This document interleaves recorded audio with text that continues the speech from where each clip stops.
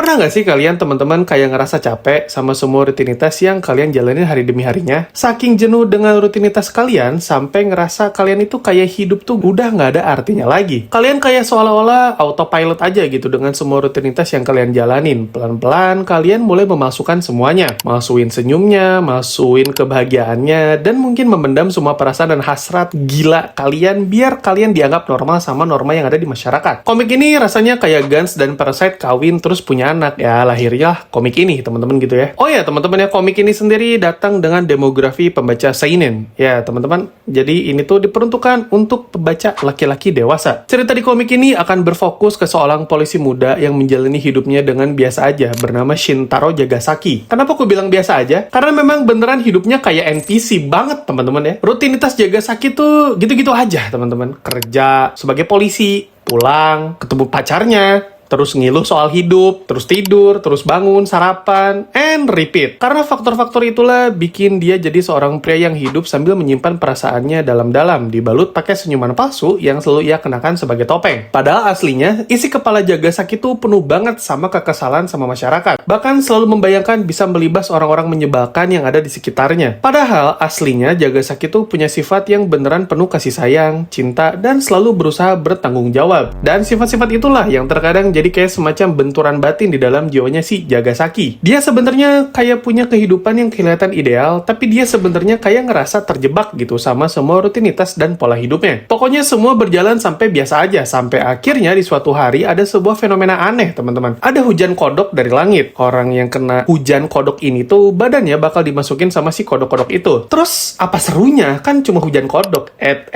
Teman-teman, tunggu dulu. Kalau orang yang dimasukin kodok itu punya keinginan atau desire yang kuat banget dan terpendam tentunya, niscaya mereka bakal berubah jadi suatu makhluk yang bernama Fracture Human. Makhluk ini tuh bener-bener perwujudan dari hasrat atau desire manusia yang paling gelap. Ada yang berubah karena berhasrat pengen terkenal, ada juga yang karena nafsu. Ini nafsunya beneran nafsu syahwat sama lawan jenis ya, teman-teman ya. Ada yang karena iri, ada juga yang cuma pengen dapat perhatian atau pengen diperhatiin, teman-teman ya. Long story short, karakter utama kita, si Jagasaki juga kena frenzied frog. Cuma alih-alih si Jagasaki jadi monster tanpa akal yang membabi buta kayak yang lain, dia malah dapat kekuatan di tangan kanannya. Dia jadi mampu merubah tangan kanannya jadi kayak semacam pistol, dan dari situ motivasi dan desire si Jagasaki berubah. Jadi pengen membasmi para monster-monster atau fracture human ini. Kira-kira bisakah Jagasaki membasmi semua makhluk aneh ini? Kira-kira gimana sepak terjang ke depannya? Langsung baca aja biar kalian tahu sendiri gimana perjalanan dan petualangan si Jagasaki ya. Lalu beberapa tokoh sentral yang ada di komik ini, di antaranya Shintaro Jagasaki. Dialah protagonis di komik ini, teman-teman, MC-nya gitu ya. Kalau kalian mikir si Jagasaki ini bakalan mirip kayak Naruto atau Ichigo yang mungkin melindungi orang sambil teriak, "Aku akan melindungi teman-temanku, aku akan melindungi orang yang lemah." Hell no, teman-teman, tidak sama sekali ya. Sebagai seorang superhero, dia itu jauh banget dari kata hero. Kenapa? Karena dia punya keegoisannya tersendiri. Dia bukan kayak All Might dari My Hero Academia yang jadi simbol pahlawan itu sendiri. Bahkan di banyak kesempatan, All Might bahkan dianggap sebagai simbol keadilan yang sempurna. Berbanding terbalik banget dengan Jagasaki yang secara personal memang lebih relate dengan kita para pembaca. Karena ketidaksempurnaannya sebagai seorang individu. Dia masih punya sisi gelap yang dia tutup rapat-rapat. Tapi anehnya, aku atau kalian mungkin yang baca komik ini tuh malah mungkin tetap senang sama si Jagasakinya. Doku. Punya nama asli Sanshiro Dokuyamada. Adalah seorang atau mungkin seekor burung hantu misterius yang bisa bicara terus jadi partnernya si Jagasaki. Dia adalah sumber dangball-nya si Jagasaki, teman-teman. Nah, apa itu dangball ya?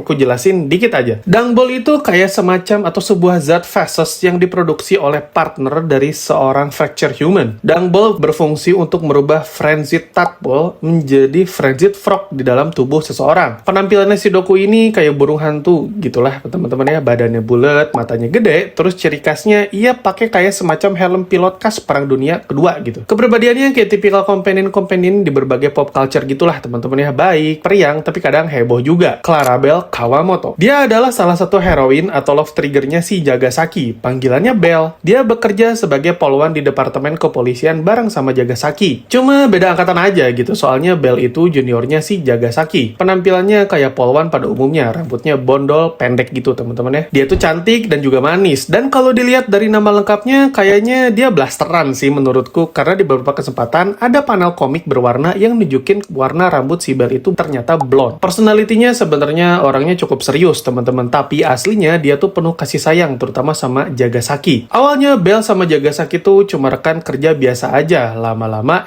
malah baper teman-teman ya. Dan lucunya gimana cara Bell ngungkapin perasaannya ke Jagasaki itu gak umum aja gitu caranya. Meskipun akhirnya mereka jadian, hubungan mereka tuh menurutku kayak gimana ya? Mungkin kayak nunjukin bahwa realita hubungan orang dewasa aja kali ya. Karena kadang orang tuh pacaran bukan karena sayang-sayang banget, bukan karena bahagia-bahagia banget. Kadang orang tuh pacaran karena takut sendirian aja gitu. Kurang lebih gitulah yang aku tangkap melihat fenomena hubungan Bell sama Jagasaki ini. Mereka tuh bareng-bareng gitu ya, meski statusnya boyfriend dan girlfriend, tapi aku ngerasanya mereka tuh bareng-bareng karena udah nyaman satu sama lain aja. Kira-kira ada nggak ya penonton di sini yang kayak gitu juga? Chiharu Matsuyamachi. Dia mungkin bisa dibilang salah satu antagonis dari komik Jagan ini, teman-teman, dan juga salah satu human yang paling kuat. Kekuatannya atau kemampuannya adalah menumbuhkan dan mengendalikan kayu atau mungkin pohon dari badannya. Cukup ganteng sih penampilannya teman-teman ya, rambutnya warna abu-abu gitu terus diikat. Dan dia percaya bahwa manusia tuh seharusnya hidup lebih egois, dan dia punya keyakinan bahwa orang-orang yang setengah-setengah tuh adalah orang-orang yang gak punya value di hidupnya gitu ya. Salah satu kegilaan yang pernah dibikin sama Chiharu adalah dia pernah bikin bencana fracture massal, di mana di kejadian itu menelan korban jiwa berjumlah 4.000 orang. Gak ngotak jir, nih orang emang fucking crazy banget dong. Punya obsesi aneh dia tuh sama si Jagasaki, karena menurutnya Jagasaki ini adalah wujud nyata seharusnya manusia gitu teman-teman ya. Terus dia punya partner burung juga, namanya Naraku. Wujud burungnya tuh elang gitu, mengenakan semacam blindfold di kepalanya buat nutup matanya gitu ya. Si Naraku ini juga, atau si burung elang ini juga turut membantu Chiharu dalam kejadian fracture massal. Soalnya si Naraku inilah yang bawa Frenzied Frog yang banyak banget, Motomu Robahata. Bisa dibilang salah satu protagonis buat di filler arc di komik ini teman-teman, dan dia tuh perannya sebagai penjahat sampingan atau minor villain gitu, sampai akhirnya dia turu di tangan major villain yang lain. Penampilannya kayak stereotip orang NEET teman-teman ya, yang gak pernah keluar rumah dan punya hobi yang creepy banget. Tiap kali dia ketemu cewek cantik, dia bakal stalk ceweknya sampai dapat semua infonya, lalu dia bakal menyelinap ke kediaman si cewek, terus diam-diam dia bakalan nyadap dan masang kamera tersembunyi buat dipakai ngeguning. Emang dia tuh fucking gunner yang gak ada otaknya teman-teman. Sampai ada sebuah kejadian yang bikin dia jadi fracture human, dan itu merubah semuanya jadi makin gak ngotak lagi. Kekuatan dia setelah dia jadi fracture human adalah kayak bisa bikin targetnya, yang mana kebanyakan tuh perempuan ini tuh tergila-gila sama dia teman-teman ya, dengan cara atau kondisi dimana lidahnya tuh harus masuk ke tubuh perempuan. Di situ lidahnya kayak ngeluarin semacam substans aprosidiak gitulah, yang bikin para perempuan malang ini tuh bertekuk lutut sama si Robahata. Dan korban ruda paksa si Robahata ini tuh gak sedikit teman-teman, ini jumlahnya banyak banget. Ini mah gambaran gimana kalau seorang gunner punya kekuatan, ya jadinya makin gak bermoral dan ancur banget. Dia, si Robahata ini tuh bener-bener lepas kendali teman-teman, dan yang lebih gak ada otaknya tuh, dia tuh gak punya rasa bersalah sedikit pun atas tindakan yang dilakukan sama korban-korbannya. Udah mah gunner, gak punya filter moral gitu dia tuh ya teman-teman ya. Ketika aku baca bagian arc dia melakukan banyak adegan kekerasan seksual tuh, bikin aku kesel, bikin aku jijik, sekaligus najis sama nih orang nih. Untung aja umur karakter ini tuh gak panjang teman-teman ya. Mampus lu, Robahata lu fucking gunner. Jelas sih kalau ngomongin tema komik ini adalah desire atau keinginan dan hasrat manusia teman-teman ya. Menurutku Jagan kayak nyindir halus sama masyarakat kita sekarang teman-teman. Kenapa? Karena secara normatif kita tuh secara langsung ataupun tidak kayak terkesan disuruh jadi baik, disuruh nahan emosi, disuruh buat nurut-nurut aja. Tapi at what cost? Ya, komik ini datang dan ngasih kita perandai-andaian gimana jika manusia bener-bener nurutin semua keinginan bahkan sampai hasrat terdalamnya. Dan menurutku lagi, si Frenzied Frog itu adalah simbol dari kegilaan yang dimiliki setiap orang. Aku, kamu, kalian yang lagi nonton video ini pun pasti punya kodok itu di dalam diri kita masing-masing ya kan? Masalahnya adalah apakah kita sebagai manusia ini mampu ngendaliinnya, atau justru kodok itu yang malah meledak dan ngerusak kitanya sebagai seorang individu. Karena emang kita semua hidup tuh gak sekontras hitam dan putih. Yang sebelah sini kubu Kapten Amerika semisal, yang seberang sana tuh kubu punya Thanos. Enggak, teman-teman. Hidup tuh enggak sesimpel itu. Semua orang punya sisi gelapnya, semua orang punya hasratnya masing-masing yang mereka tahan. Bahkan di komik ini juga bikin sebuah what if dimana kalau manusia bebas ngelakuin semua hal yang mereka mau. Apakah manusia-manusia ini bakalan masih punya moral? Karena pada kenyataannya di komik ini banyak banget karakter yang berubah jadi fracture human justru ketika mereka berhenti menahan diri mereka. It's so fucking deep sih teman-teman ya kalau kita pikirin lagi gitu ya. Karena menurutku terkadang orang tuh baik bukan karena bener-bener baik, tapi emang sistem masyarakat dan norma-norma yang berlaku yang bikin mereka harus berperilaku baik. Lalu kalau buat visual atau art style-nya sih Jagan emang gila teman-teman. Detail para fracture human itu estetik sekaligus disturbing banget. Pak Kensuke Nishida emang gak ngotak teman-teman ya, mampu bikin detail tiap panel demi panel komik ini tuh berasa impactful dengan body horrornya yang ngawur. Penempatan panelnya pun pas banget, naruh suspense kita sebagai pembaca yang baca halaman demi halaman selanjutnya. Visual storytellingnya bener-bener salah satu faktor yang nge-carry komik ini,